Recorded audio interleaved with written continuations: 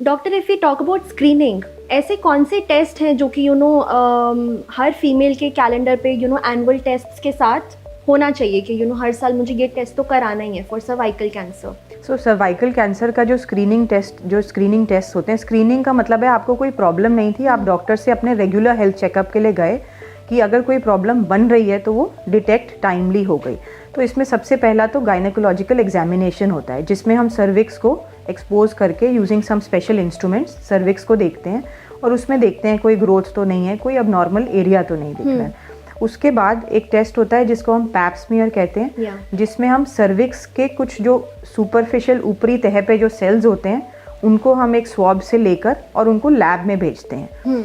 Lab में उनको microscope के अंदर देखा जाता है बारीकी से और उसमें पता चलता है कि इन सेल्स में अंदरूनी लेवल पे कोई ऐसे चेंजेस तो नहीं बन रहे जो कि आगे जाके कैंसर में परिवर्तित हो जाएंगे। So that is the pap smear test. It is a painless test. बहुत सारी लेडीज़ पैप स्मीयर कराने से घबराती हैं, उनको लगता है हमें पेन होगा या हमें कोई प्रॉब्लम हो जाएगी। तो ये एक बहुत ही सिंपल टेस्ट है जो आप कभी भी आप गायनेकोलॉजिस्ट से मिलो, it can easily be done, OPD basis पे ही हो जाता है।